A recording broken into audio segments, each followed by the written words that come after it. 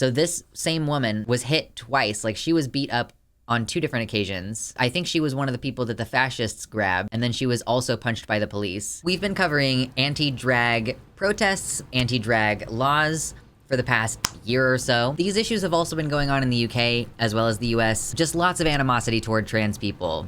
And there was, the stabbing of Brianna Jai a few months ago, a transgender teenage female in the UK who was just killed and stabbed to death based on her being a trans girl, her being a trans woman. Sometimes I think of the US as being sort of uniquely bad. It is sort of uniquely bad in that the gun culture here makes things significantly more immediately dangerous. Getting stabbed is one thing. You can die from it, obviously. Getting shot is a little bit different. You can get shot multiple times faster than you can get stabbed multiple times. There's a proximity issue with getting stabbed, so I generally think of the US is worse. But in terms of the violent intent toward transgender people, it's at least as bad, I think, in the UK as it is over here. We are going to discuss a woman being attacked at a anti-trans protest, counter-protesters there, a journalist getting targeted at one point, but in particular, we're going to be looking at photos of a transgender woman, as far as I know, a transgender woman who was bloodied. Her face has been bloodied. Breaking, fascists attacked trans counter-protesters protecting children attending a drag time story event in Honor Oak Pub this morning. This is in the UK. The fascists grabbed people and began attacking them, breaking the pub window and causing serious injuries. I believe this woman is named later in the thread, but her face has been bloodied. And fascists broke flags to pieces and began launching them toward people, including our reporter Jess O. Thompson, who we will cover in a moment. Fascists told protesters that they would, quote, kick the shit out of them unless they relinquished their flags. So we have a broken window of the pub here, and we also have a broken flag stick on the ground, which I'm assuming is it got thrown at the thing, I would guess. The fascists turned up early this morning and after initial jeers of the trans protesters crossed the street to start attacking protesters. So they were initially across the street from one another. Then the fascists decided to physically enter the space of these trans people and incite violence against them. Fascists picked out individuals to target and threatened to follow people home, stating that they would physically attack them. One protester was grabbed and beaten, receiving serious injuries to the head and face. Another protester was grabbed and pulled over a barrier and stomped upon. Another was beaten around the head, breaking their ear. Police were absent from the scene. So there was a protest happening and the police just were not there. They just simply were not there. Update, police are now on scene and targeted trans protesters whilst providing urgent first aid care. This same woman, Ada Cable, was providing first aid support and was punched across the face by TSG officers trying to arrest someone. So this same woman was hit twice. She was beat up on 2 different occasions.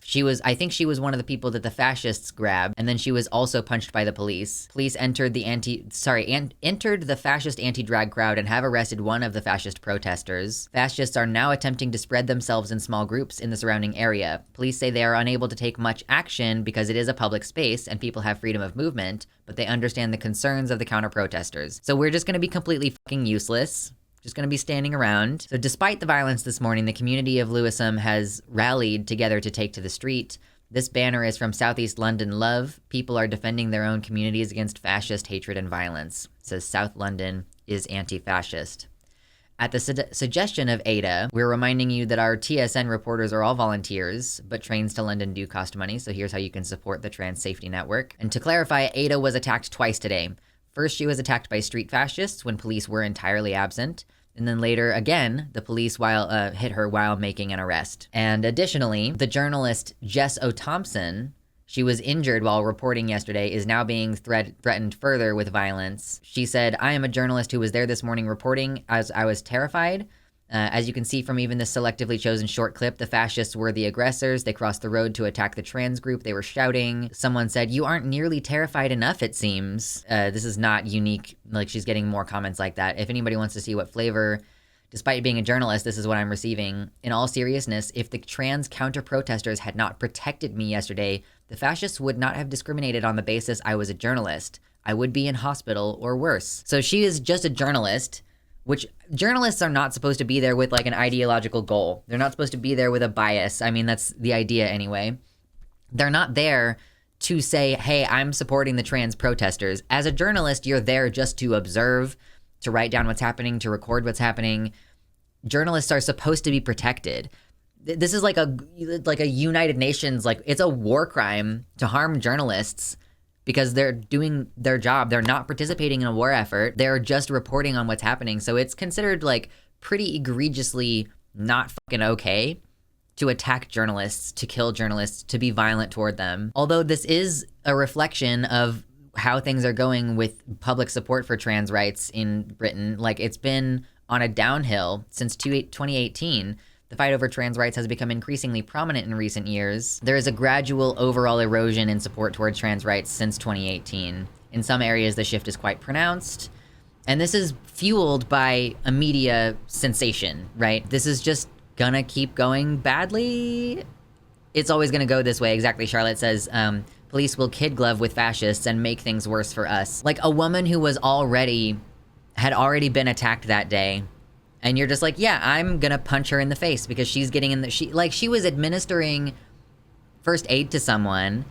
So she was punched in the process of them trying to arrest someone, but why were they trying to arrest someone right next to where someone was giving first aid?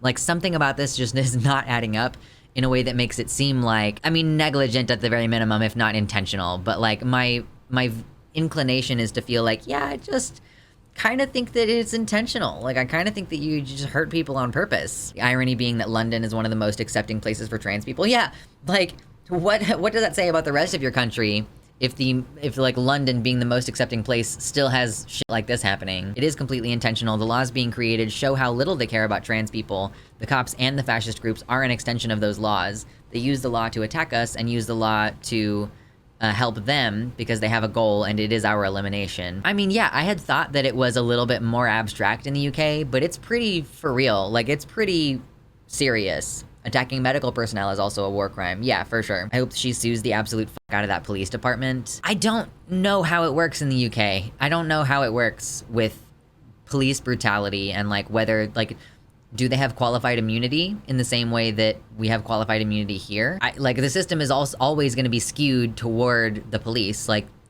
in any investigation, they're going to be focused on how we can make sure the police look good at the end of this. Could be at least intentionally careless, which is functionally no different from just being intentional. Fair enough, Riley. Yeah, intentionally careless. Street thugs and cops are the same thing.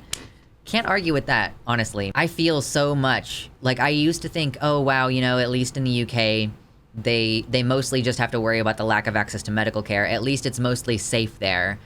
But no, it's not. Like, it's a small country, and the more, like, they have a smaller population, so these things represent a greater number per capita every time they happen. So it's proportionally, it hits the community more strongly in those places. And I also can't really give you a clear idea of like how to protect yourself in the UK because I don't know what the laws are there. Are you even allowed to carry pepper spray? If you are allowed, you should.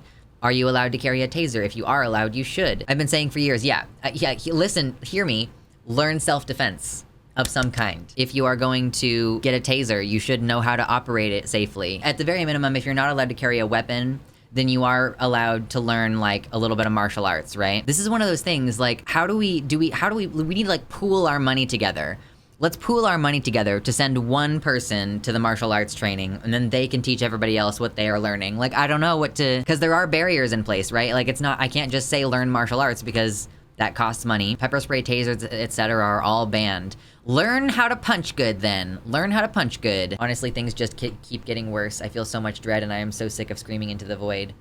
I feel you, mama. Like, for sure. It's really tough. And I don't exactly know what the answer is, except like continue to work on building community and self-improvement. You know, keep making yourself more physically capable of handling these challenges. Make sure you're still like eating and sleeping and taking care of yourself. And also making an effort to establish community. Hello, it's July. Thank you to my patrons, especially Tiago Nascimento, Mersh Rolvag, Amanda B., Michelle Frattaroli, Danielle McDonald, Sarah A., Spooky Heather Sylvia, Athiette, Robin Olson, Michelle Winter, Wellington Marcus, Jamie Jam, Past Null Infinity, Desi Quiche, Nova, Suzanne Maynard, Mr. Atheist, Elizabeth Bartell, Sojo, and Kevin Young.